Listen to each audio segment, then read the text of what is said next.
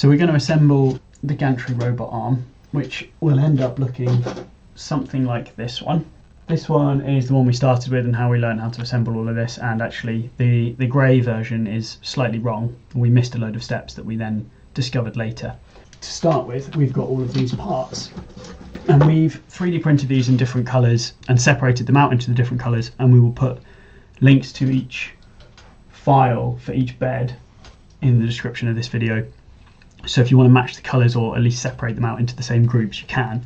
And we start off with 14 of these small bearings.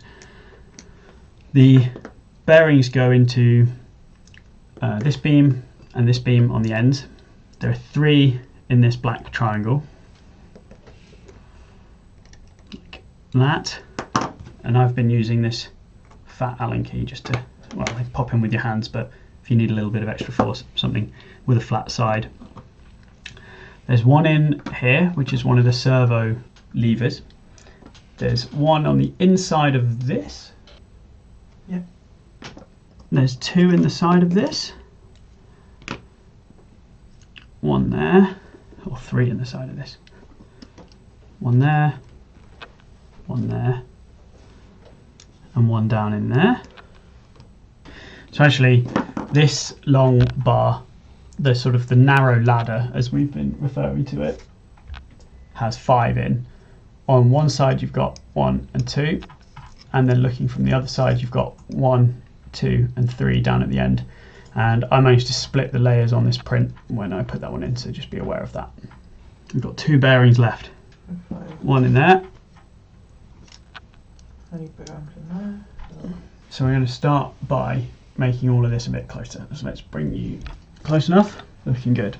We'll take some of these bits away, and we're going to start with the end effector. So we're going to start with an M3 bolt, and that's going to go into this hole here. And onto that we put this piece here, and that wants to point with the step facing sort of upwards, and the slight hookedness to it facing the middle of the body of the gripper. And then, because it's quite a tight print, I've just got a little Allen key. I'm just going to start screwing that through there and then secure that with a nut. Get our 9-gram servo, flip that upside down and into position there, like so. And then with our 2 M2s, we're going to push them through here, start winding that through, and then our nut just drops in there.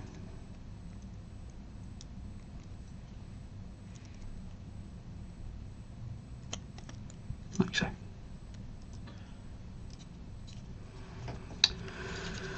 Right. Oh, there's going to be lots of editing on this one.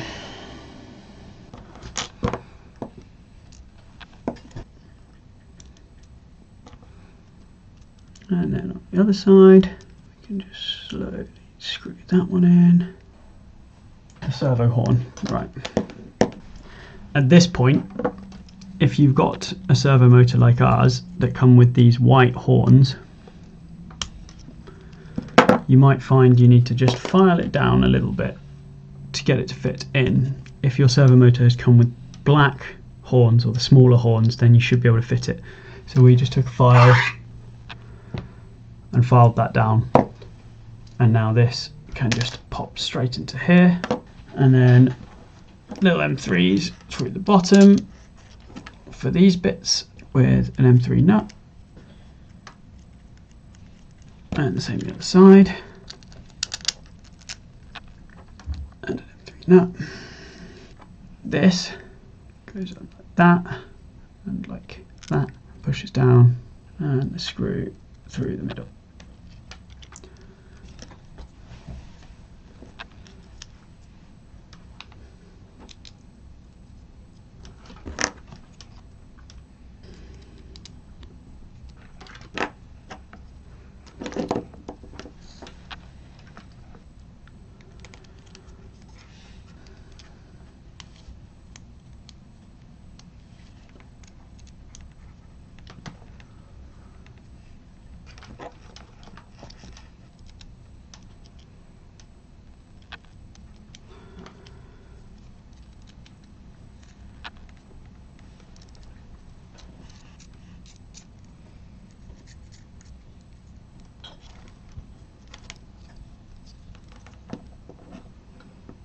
And that looks about right.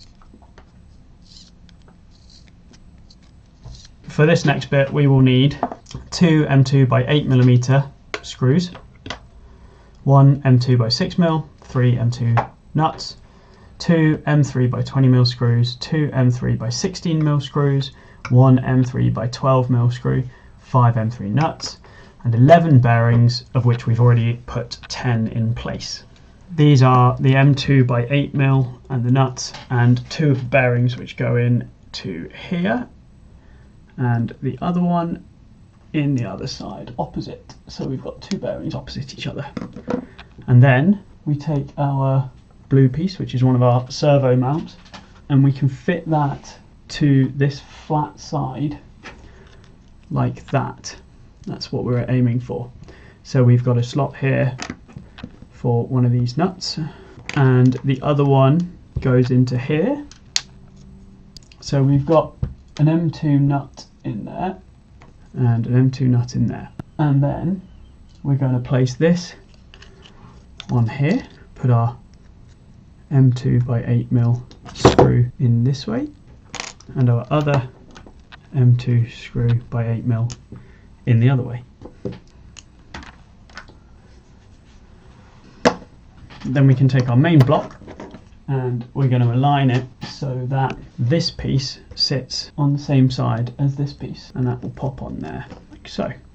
So it took us a little while to work this one out, but inside here is a 3mm by 30mm screw. I think this could probably just be a rod. It's not screwed into anything, but that's how we've solved that. We just put a 30mm screw through there and it just comes through to the other side here.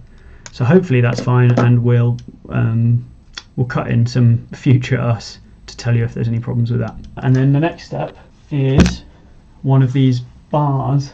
This bar has bearing in the top, where the top is the side with the nubbin facing up. So you've got upwards nubbin, bearing at the other end. And this requires a M3 screw and nut. So we've got a nubbin facing outwards at the top, and our bearing is on the same side as that nubbin. We're going to take a 20mm screw, put it through the block on the base, that block, and then on the inside of that block we're going to put our bearing facing inwards, and then we can add a nut to the outside of that. We're then going to take our triangle piece with 3 bearings in it and our next arm or ladder, our narrow ladder, and our narrow ladder has 1, 2, 3, 4, 5 bearings in. So in total in this step we're using 8 bearings. We start by putting our triangle piece, the corner of it, into our slot here, and the bearings are facing outwards on this one. Then we're going to take our other piece, I'm going to zoom out a little bit for this. We're going to take our long narrow ladder, and with the long arm on the opposite side, our long arm facing out, we're going to push that into there.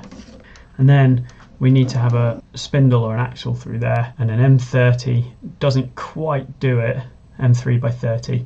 So I'm going to use some extra bits here and use an M3 by 20 from this side, push all the way through, and an M3 by 16 on the other side.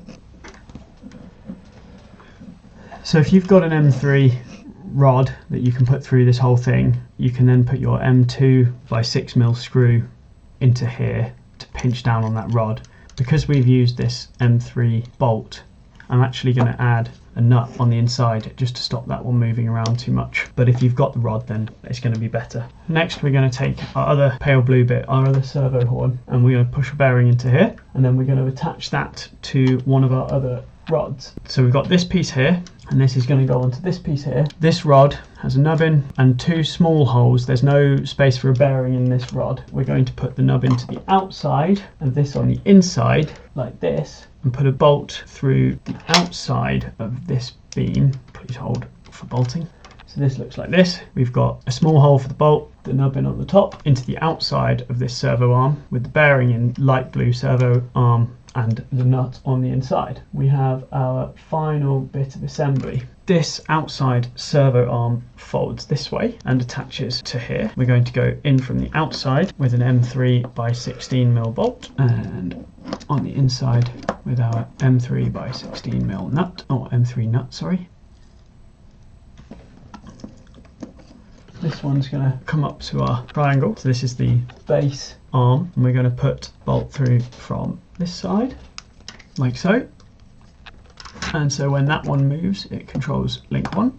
And then we have our final arm, which is our nubbin on one side, bearing on the other side. And this will go into our final connector here. And again, an M3 by 16mm bolt through from the inside.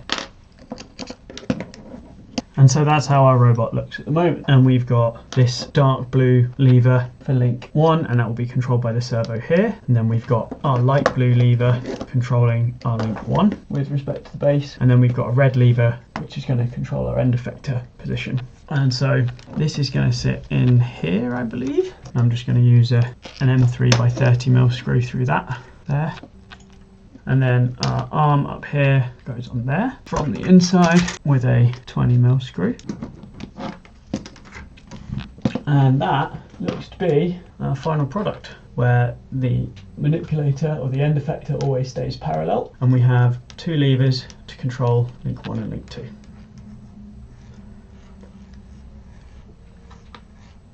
So to attach everything to the base, we'll need a couple of lengths of aluminium extrusion. These are pretty small. I think this one's 12 centimeters and this one's 15 or something. We'll need a handful of these T-slot nuts, and I've got a couple more. And then we'll use our final pieces, these servo motor mounts. But because we've already attached our servos to these grey ones, which were previously wired up, I'm just going to use them. And to start with, I've put the bolts through into the mounts. I don't know if you can see that in there.